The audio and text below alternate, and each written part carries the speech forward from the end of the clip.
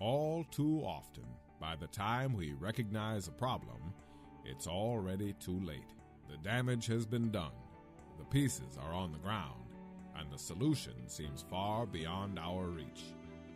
But sometimes, all it takes is one helping hand to start picking up the pieces, getting things moving in the right direction once again.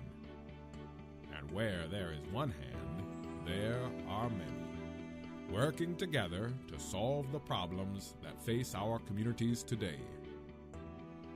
Will you lend your hand?